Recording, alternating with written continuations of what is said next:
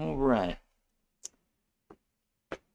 So we're moving a little bit further into our Corinthian study, and in particular 1 Corinthians chapter 7. Now, today what I'm actually wanting to do is just take some time to go through this section of verses 3 through 5, and I think we'll add 6 in there in just a little bit. But just looking at some fundamental principles and ideas, since we're in this discussion about, whether it's right to marry, not right to marry, marriage in general, let's just go ahead and talk about marriage for a little bit since we're in this marriage chapter. But then also, as we're considering these points in looking at physical marriage, there's going to be application towards our spiritual lives, because in being a Christian, we are the bride of Christ. So we are being wedded to Christ. So the very things that we're discussing and we're looking at from the standpoint of, okay, here's what's required in a physical marriage, that's what's going to be required in our spiritual marriage to Christ. And even with that, when we're considering the idea of, okay, in the physical marriage, the husband is the head and the wife is to submit to the husband. Well, when we start thinking about ourselves as being in the church, men have the same responsibility that a wife would have. We have to submit to our head, which is Christ. So even within that, there's a bit of conflicting ideas as to the actual, or not really conflicting ideas, but there's a mixture in roles. And so that's another point, like what you're saying about our memory verse in dealing with the Psalms, that it's the sum of, the totality of taking all these things and putting these things together, and which we'll get a brief exercise in that same idea when we move just a few slides here in just a moment. So 1 Corinthians chapter 7, verse 3 and 5, we looked at 1 and 2 last time we were together about the whole issue about, is it good to touch a woman? We saw that was because in connection with having your own wife, own wife or own husband, so as to remove yourself from the temptation of fornication. And so in that context, Paul is discussing, and he is impressing upon the Corinthians and also for us today, the importance of purity in single life. That, the very idea that we have today, is common law marriage a thing here in Montana? All right. Well, so like in Virginia, I think it's if you live together for 5 or 7 years, then okay.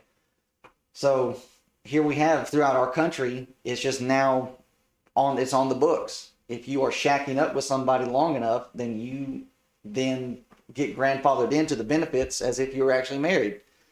And that being destroyed in this context. That type of thing is not supposed to be going on. And when we dive deeper into the importance of that, and looking at these verses, we'll see why that's going to be the case. So Paul writes, "Let the husband render unto the wife due benevolence, and likewise also the wife unto the husband. The wife hath not power of her own body, but the husband, and likewise also the husband hath not power of his own body, but the wife.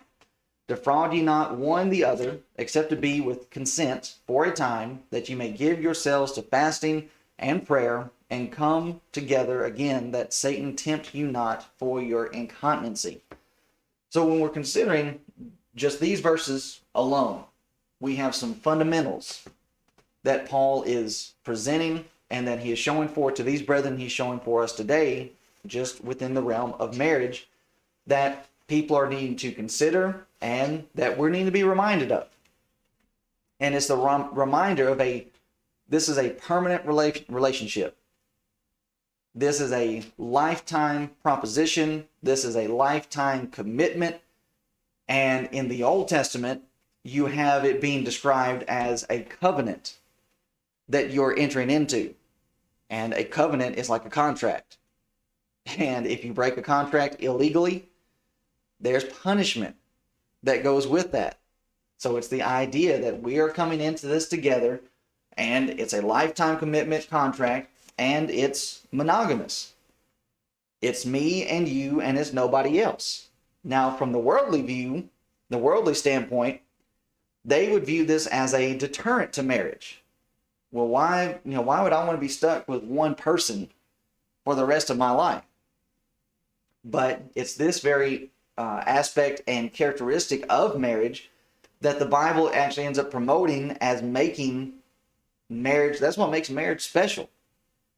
If it was the case that in our definition of marriage was that I could have multiple partners, well, that's not marriage. And that doesn't make that, that relationship anything special about it. So the very reason that we have these rules about it is what makes it special. And you start changing those rules and you start taking away what is, special about this institution, about this relationship. So when we're considering this, you only have one. Now, that's not to be a deterrent, but that is to impress upon our minds, okay, if I only have one, then how should I treat it? If you've only got one, you can put it into any realm. If you've got one good shirt, then how are you going to, you're going to take care of that shirt. If you've only, if you're down to just one vehicle, then you are going to baby that vehicle. And the realization that, okay, this is the one relationship that I'm going to have like this, then you are going to cherish it. Jesus is going to illustrate, now this is in connection with the kingdom, but we can certainly find wider application in respect to what we're discussing here with marriage. In Matthew chapter 13, verse 44, Jesus says, again, the kingdom of heaven is like unto treasure hid in a field, the which when a man hath found, he hideth, and for joy thereof goeth and selleth all that he hath, and buyeth that field. Again, the kingdom of heaven is like unto a merchant man seeking goodly pearls, who, when he had found one pearl of great price, went and sold all that he had, and bought it. Now, as we said, this is in connection with the church, but as we said earlier, if the church is the bride of Christ, then the very same application is being stated. When it comes to his bride, this is the only one, and you you sell everything that you have so that you can take care of this. And it's the same type of thing when we're discussing the relationship between a husband and a wife. This is the only one that you have, so give up everything so as to have this one person. Now and there are people that argue this way, and I don't know what it is with the Apostle Paul. Well, I do get it. They hated Paul when he was alive, and people still hate him even today, that they try to misuse and misconstrue what it is that Paul is actually doing. Now, some would look at 1 Corinthians chapter 7, and they would say, well, Paul is putting marriage on a very low plane in this context. And the reason for that is because Paul is only discussing marriage from the concept or from the context of just the physical relationship. And that there's no mention of love throughout 1 Corinthians chapter 7. Now, I've heard people actually argue that. I'm not just pulling this out of the air. And so that goes back to the importance of putting all of Paul's information together. Now, okay, granted, the word love is not used in this context. And why is that? Well, the duty and the performance of the duty is based on love. Okay, right. And we can show that from other passages. Which is, when we willingly put ourselves in subjection, that's what we're doing for the reason because of our love for Christ, for our spouse. Right. So, so what Jamie is saying here is that when we're looking at these verses, and especially here in verses 3 and 4, or 5 for that matter too, to render unto the wife due benevolence. The wife doesn't have power over her own body. The husband doesn't have power over his own body. Defraud ye not one the other. Love is implied in that. If you don't love somebody, you're not going to do these things.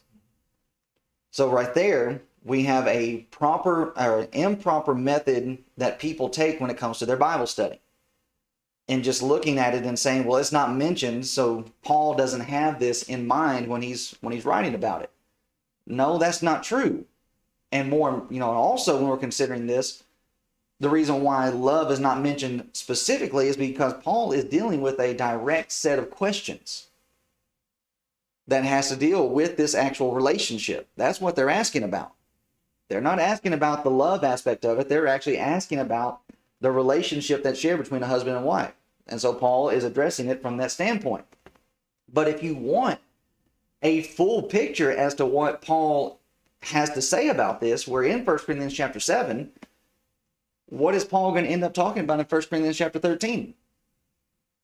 I was not there. All right. And that is the greatest chapter of love that we have, aside from John chapter 3 and then the actual events of Christ's crucifixion. Paul writing in 1 Corinthians chapter 3 of how strong and how great love actually is. That needs to be taken back even into 1 Corinthians chapter 7. These things are not isolated from one another. It's all connected. So there's 1 Corinthians chapter 13. What about another section in another letter? Doesn't Paul write about the marriage relationship in another letter? Okay. You remember the chapter? All right. Very nice. Here's Ephesians chapter 5, and Paul is writing about the relationship between a husband and a wife. And look at what you have in the very first section of this discussion. Husbands, love your wives. So if you're wanting, if you're wanting to get the full scope of stuff and really get down to what Paul and what the Bible has to say on a particular matter, you cannot just go to a particular text, pull it out, and then try to build something false upon it. And that's what people are doing. They look at 1 Corinthians chapter 7, just saying, well, Paul doesn't care any, one iota about actually a loving relationship. Well, that's not true when you place it all together. Husbands, love your wives, even as Christ also loved the church and gave himself for it, that he might sanctify and cleanse it with the washing of water by the word, that he might present it to himself a glorious church, not having spot or wrinkle or any such thing, but that it should be holy and without blemish. So ought men to love their wives as their own bodies. He that loveth his wife loveth himself. The very things that Paul is saying here in Ephesians chapter 5 need to be taken back and put into the understanding in 1 Corinthians chapter 7. Though it's not mentioned specifically. And that right there, I struggle in my fallacies of debate and logic, but I'm pretty sure that's a red herring. To where people would go to 1 Corinthians chapter 7 and say, well, there's no, it doesn't specifically say anything about love in here. Well, that's, a red herring is a fish. So that's almost like taking a literal fish, throwing it on the table, and it's like, okay, catch it, deal with it. I don't have to deal with that because you're just throwing something out there that doesn't even really apply to what we're discussing in this context. But from what I know about everything else that Paul is writing, I know that love is in there. And that's how we're needing to do our Bible study. Taking the sum of it, taking all of it, the totality, and that we're properly putting in where things fit. So as we've already read this a moment ago, when we're considering these points, these can help in marriage relationships, and they can help with the young in marriage and the old in marriage. So as we're going through this, Adrian, Jamie, you guys definitely have more years on me and Christina. So any, piece where you want to throw something in from experience, this is y'all's time to shine. So when we're considering, again, we're just looking at this from fundamental points and things that people need to consider before they get married, before they get married, and then as they have already entered into marriage. Because you can go into marriage already knowing these things, but what happens once you find yourself 10 or so years into the marriage? Do you start remembering these things like you used to? There's a change, but it's still good. If you still respect each other. Okay. And love each other. I'm not taking away the love part, but it does change. Well, I think also so Adrian and I were different than other people. He was raised in faith as a wife. I was not. I was raised worldly. And so I had to overcome that. And I constantly revert back to that because your thought pattern, you have to change your thought pattern. So when that was a constant struggle. it was. And so your marriage will be greater as long as you have respect for God's word. Mm-hmm. And that's in everything. And that requires training and self-control and commitment. And sometimes, you're human and you fail at that. but that's ultimately what that reverts back to. You know, when you can read as much as you want about the duties and what a husband's supposed to do and how he's supposed to love his wife like Christ loved the church, and she's supposed to reverence her husband. And there's little squabblings about that. Well, the husband has a greater duty because, you know, his is more of a self-sacrificing and the different kinds of love and phileo and agape and all that stuff. But the bottom line is obedience to God's word and a willingness to serve in that capacity because, like you said, you have one shot. And to borrow the Kevin Crystal, you have one shot. And If only Jordan was here. He'd be so proud. He'd expect it. But yeah, that's basically. And so, I mean, what you said about, or what you're both saying about the, you know, the mutual respect, and then you honing that into that being based upon respect for God's word and what he says about the marriage. If either one of the parties are not going to actually have respect for what God says, then how can I expect them to have any type of respect for me? But at the same time, even though that might make it more difficult, it doesn't alleviate you from your responsibility. That's right. Yeah, that's right. You still have to fulfill yours. Yeah.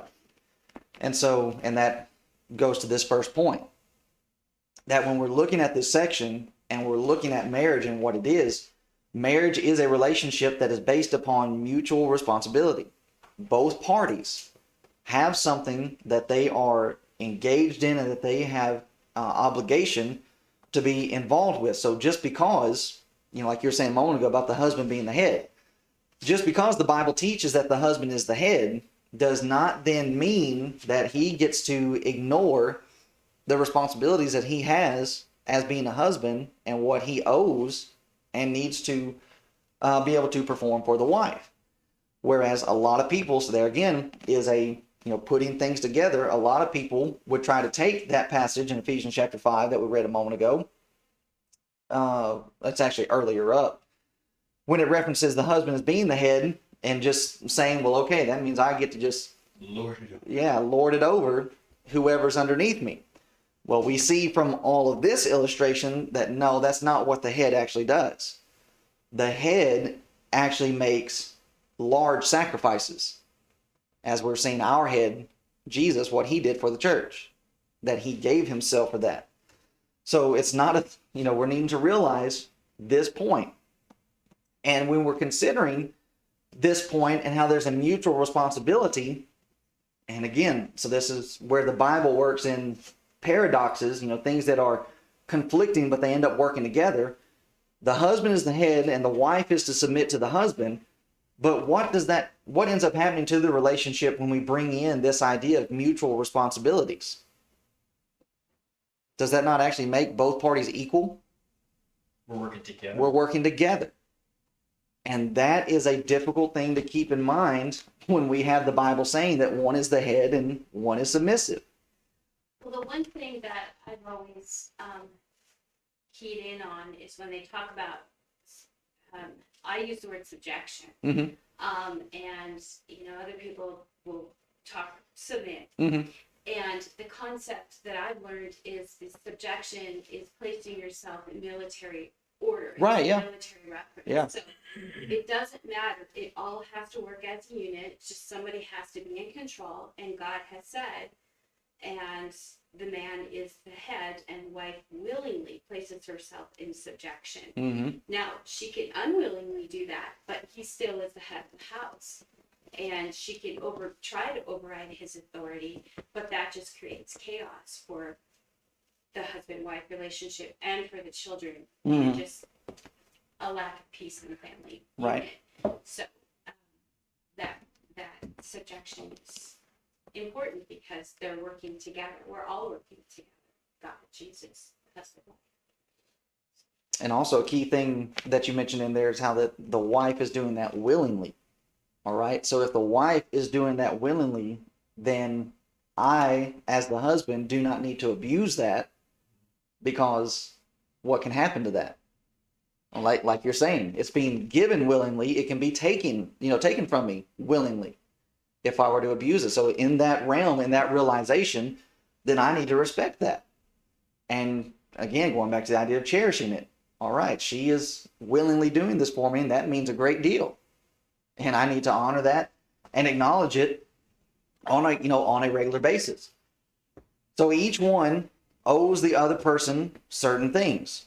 But of course, this applies more than just to the physical relationship. Every marriage will improve when both parties consider these mutual responsibilities.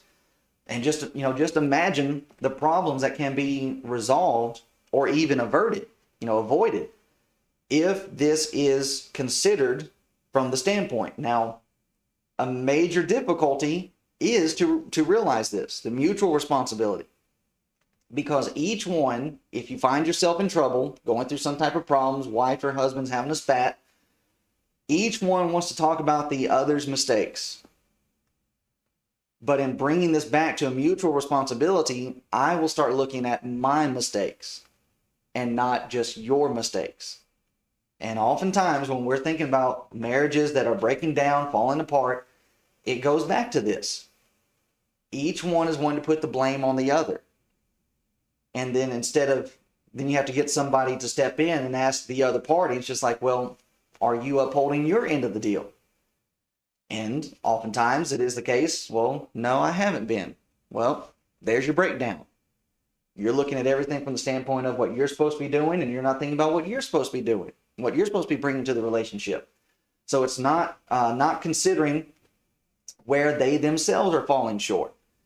Now, again, even inside of the Lord's church, as we're thinking about, spiritual application as well, we do the same thing. When it comes to our shortcomings and where we fall short, but yet we're ready to point out the mistakes of others. And it's just like, oh yeah, they definitely need to be corrected. They definitely need to be called out. Instead of also taking a step back and considering, well, what about me? And even spats, disruptions, disputes that happen inside of the Lord's body between two brethren. It's oftentimes they're wanting to throw stones at the other instead of stepping back and considering, well, what part did I play to bring about this turmoil and this disruption? So that again brings everything back down from the standpoint of you and I, and it's a we. What have we both been doing wrong? That is breaking down this relationship. So the fact that you have two that now live together shows further the mutual responsibility, because you have two different people with two different type of ways of thinking, perhaps two different sets of likes and so on and so forth. And so you're going to have to find ways to be able to sacrifice, to be able to compromise. So self-centeredness must be avoided when it comes to a marriage. It's the idea, like we saw with Ephesians chapter 5. Jesus was willing to give himself, to die. That is the greatest sign of self-sacrifice that there is. And Jesus says about the husband, he should be willing to give of his own body for his wife. So a self-centered, selfish person is to be avoided. Is not a good candidate when it comes to jumping into a marriage together. And the heart of so many problems is in this realm, is selfishness. In the home, in a marriage, inside of the church. And we're going through this section in this first letter to the Corinthians, and that's what's at the heart of it. Pride and self-desire. And the very center of Christianity is to remove selfishness. I mean, Jesus said to his disciples that if you're going to follow me, what do you have to do? Take up the cross. All right. What came before that?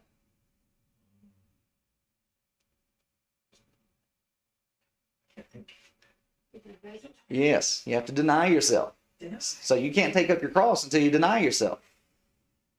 Christianity, every realm, when it comes to a servant type of mentality, there has to be self-denial.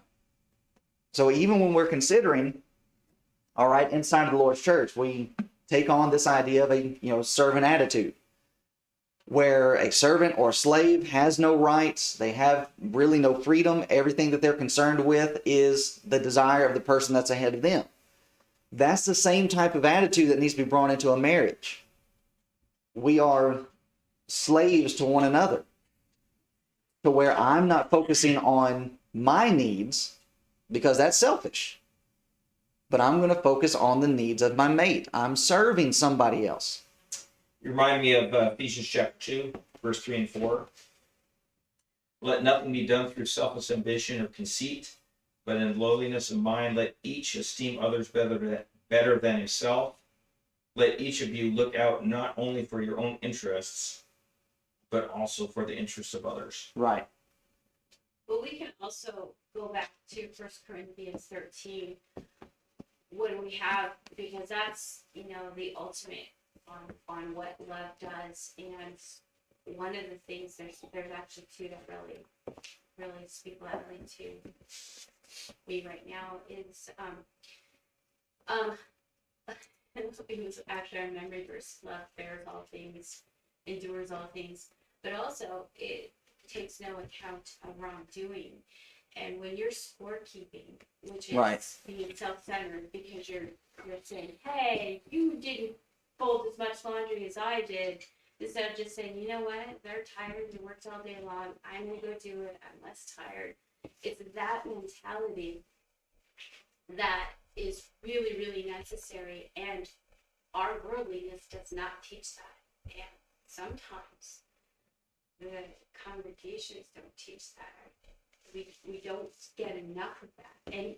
And when we put it into practice, it's because we have to put it into practice here. Right. In a marital relationship. But so the doing of that is different than the theory behind it. All right. And that is really what it comes down to. Everything even within Christianity is the application of it. What good is it for us to be assembled here this morning and we're talking about how to have proper marriages, good marriages, happy marriages, and then we're not actually going to start trying to practice it? We haven't gained anything. We're going to end up wasting time, while we're here together. And it's the same thing with anything that we're trying to do or trying to teach and study when it comes to relationships inside of the church, parents with children, husbands and wives, so on and so forth. It all comes down to the application.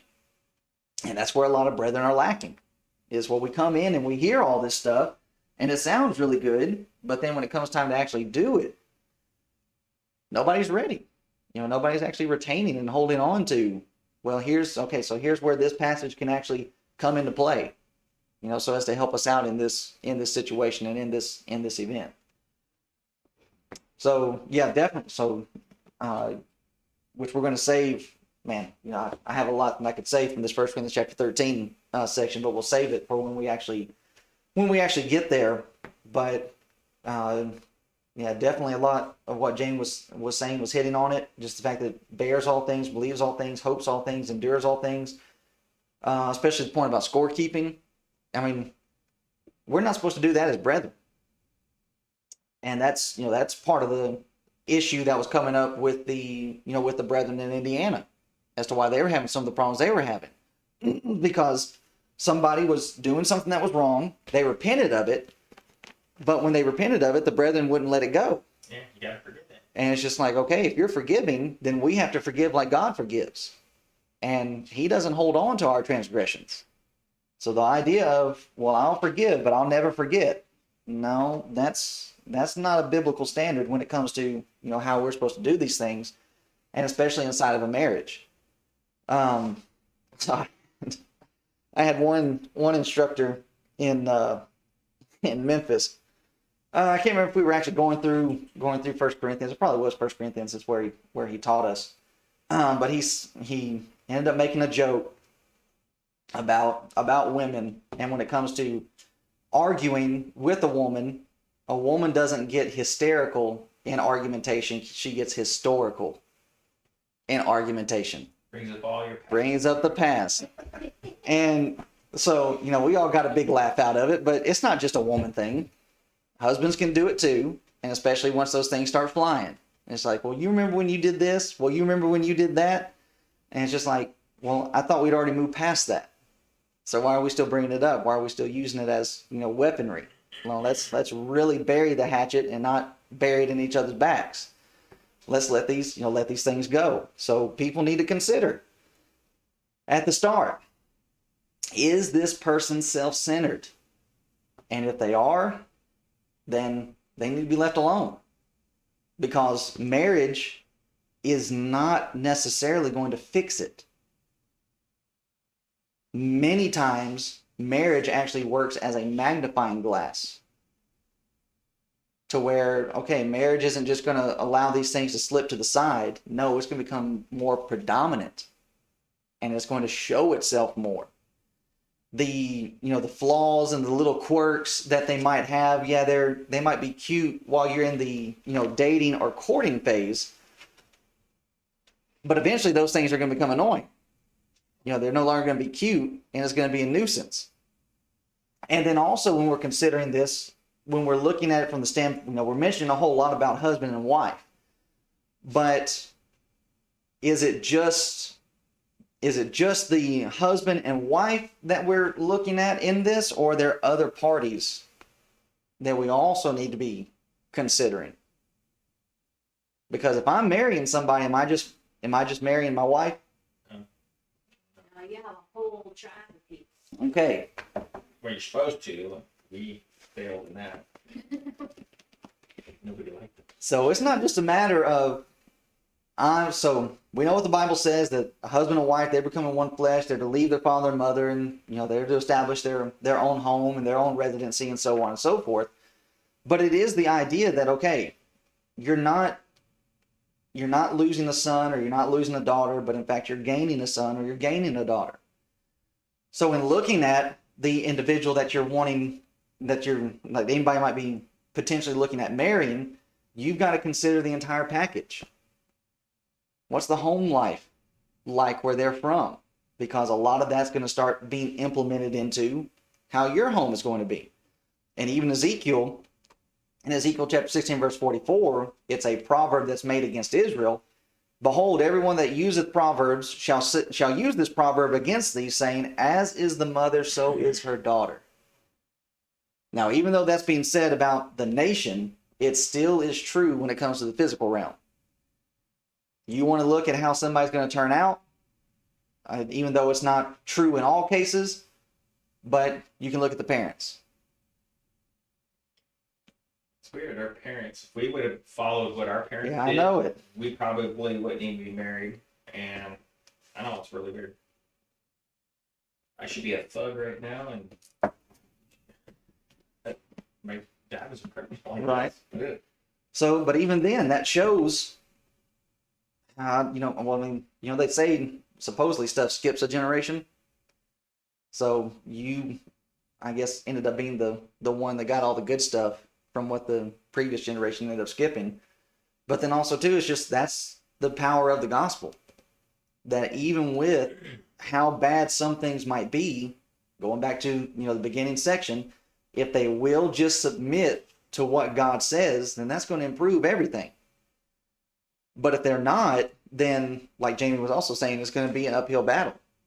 It's going to be a struggle. It's going to be turmoil. And, oftentimes it doesn't pan out as to how people would like for it to. There are situations where it ends up being a blessing that, okay, it will end up working out. But I can even say from my own life, my sister married a non-Christian, Jehovah's Witness. Now, he is not practicing, and neither are his parents. But even though they themselves do not practice, the fact that we inside of the Churches of Christ, that we are so, that we're so militant, and that we're trying to help people to know the truth and to obey it, there still was a lot of kickback and a lot of resistance from the in-laws and from her husband, even though they have absolutely nothing to do with the Kingdom Hall anymore. But it's just the very fact that you're coming in and you're trying to tell me something different. And it's just to a large degree, I wish David was a faithful Jehovah's Witness because he would be a lot better than what he is now. I mean, he's just a heathen. Smokes, drinks, and I think from time to time he might even gamble. And just when it comes to spiritual things, there is zero interest. So at least, I mean, even though he's not going to heaven, the morality inside of the house would have been a whole lot better for my sister and for my nephew. But since he had no backing and no foundation in what the Bible actually says or promoted or had any type of interest with it, he made life difficult for my sister. When it came time, like for the tent meetings, and we would be out for 2 weeks, the tent meeting always fell on their wedding anniversary. And for years, he would give my sister grief about, going to the tent meeting instead of, going on some trip with him and so on and so forth. Well, we found out just how disingenuous he really was, because 2018, we did not have a tent meeting. So that freed them up to go on some romantic trip. And we ended up asking my sister, so did you guys do anything for your anniversary? No. So she's like, so why was he being, so hard during the tent meeting? It's because he resented her faith, and he didn't appreciate what she was actually trying to do, and he made it hard on her. I can remember a story while I was in preaching school of another lady. She was married. She was a member of the church, married to a non-Christian, and just, I don't think he went anywhere, though he supposedly had some type of religious background. But it got so bad for her that to put a stop to his wife actually going and assembling on Sundays, he took the distributor cap off of her car, which is, if my memory serves me correctly, that's what allows the spark plugs to get their spark. So for several weeks, she had to walk to go to church. And that's just, all right, you might love a person and they might be able to be in a position where they give you, they fulfill certain things.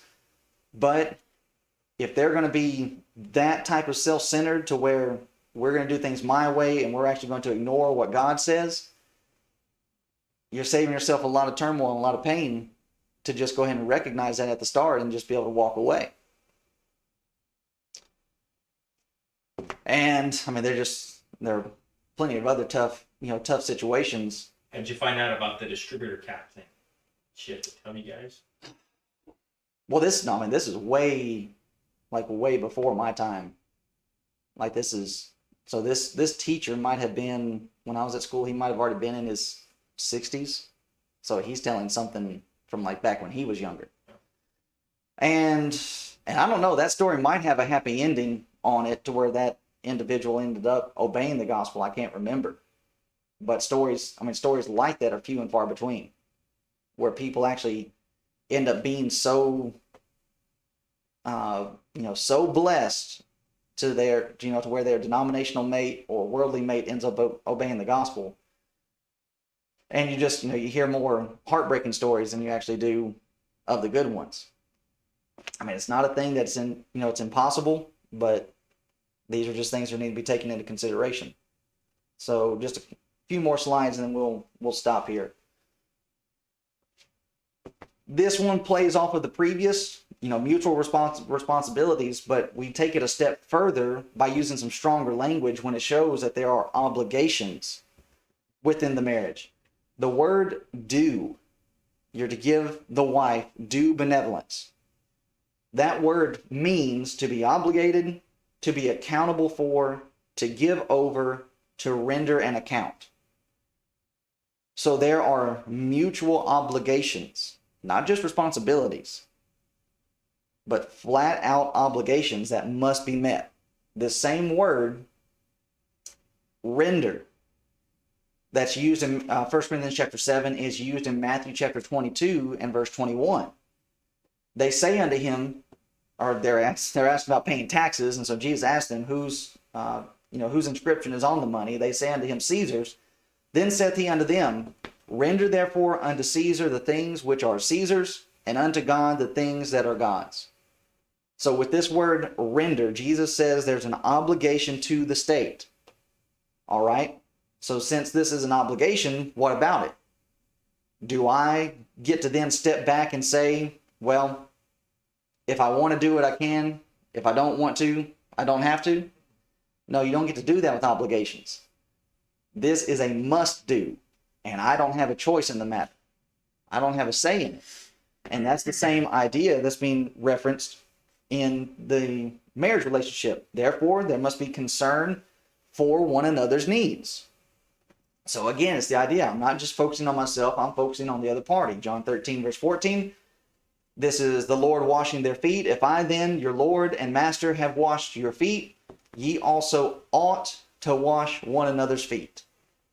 They had a mutual responsibility and obligation, but we know in this context the apostles were ignoring it. And they were ignoring it because they were not looking on the needs of others. They were sitting back and waiting for somebody, okay, you come and serve me. And if that's what's going on in a marriage relationship, if that's what's going on inside of the church, that's not going to bring success. But what Jesus is presenting here, this will bring success in a marriage. When you start thinking about other individuals and their needs and what is needing to be done, what must be done, then it just... So right there, if inside of the marriage, inside of the church, you have everybody in competition to serve one another, then that's going to remove any other form of competition where we're going to be fighting against one another. Instead of it being a thing of, well, you do this, it's a, well, no, you let me do it. And everybody's rushing to the occasion, and that's what's going to end up bringing, this success into these realms. You also have the surrender of personal rights. In 1 Corinthians 7, verse 3, let the husband render, the wife do benevolence, likewise also the wife unto the husband. The wife hath not power of her own body, but the husband, and likewise also the husband hath not power of his own body, but the wife. So what about my personal rights? We don't have any in this relationship. And this is true in so many areas. The idea that, I have my rights, so I'll do what I want to do, is truly detrimental in any type of, relationship that we are going to end up, putting ourselves in. Now, so we understand, and that's where the problem of our nationality melding in with our Christianity. In the United States, we are all about our rights. But in certain situations, it's going to be better for us to be willing to lay down that mentality, to give up that mentality about our rights for the betterment of the marriage, or even for the betterment of the church for that matter. I mean, how much of the quarrels and the fighting that goes on inside the Lord's church is because, well, I've got my rights and I think it ought to be done this way. Well, that may be the case, but if you're outvoted, like let's say we're in a men's meeting and we're trying to figure out what we want to do, and ideas are being thrown out there of, well, let's try this or let's try that, and you end up being, the votes go towards trying a different thing. Okay, let's try that different thing. And if it doesn't work, then let's reevaluate and let's try my thing. But it's all about it's the betterment of the church, and it's not promotion of me.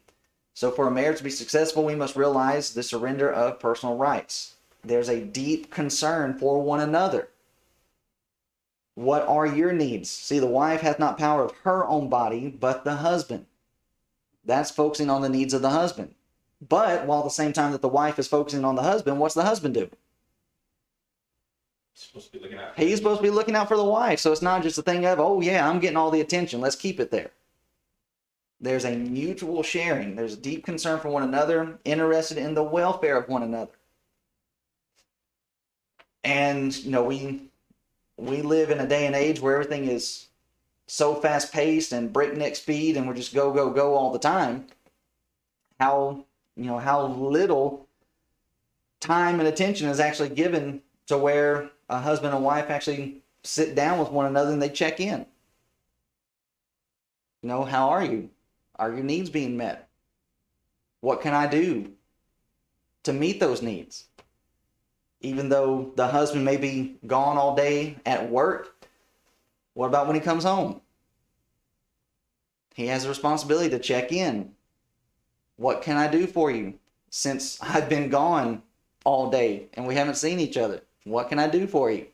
And even though the wife has been at the house all day, slaving away, keeping the home, when the husband comes in, what are we both doing? What can I do for you? And it's the same type of mentality and responsibility that is also, as we're saying, the spiritual application, bringing it over into the church. It's not a thing of figuring out what it's, it's very similar to what JFK said. Ask not what your country can do for you, but ask what you can do for your country. When it comes to dealing with our brethren, it's not a thing of pointing out and looking for, well, here's how this person can help me out in this way and so on and so forth. It's how can we serve each other?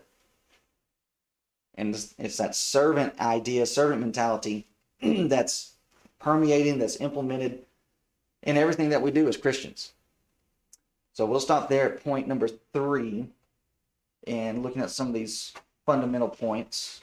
Any questions or comments, anything anybody would like to add on top?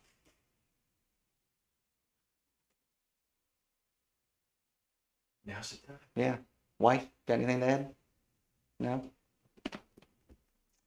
Well, that should be credit to how good of a husband I am. All right. Well, if there's nothing else, then we'll stop there and take a little break and we'll change some stuff around.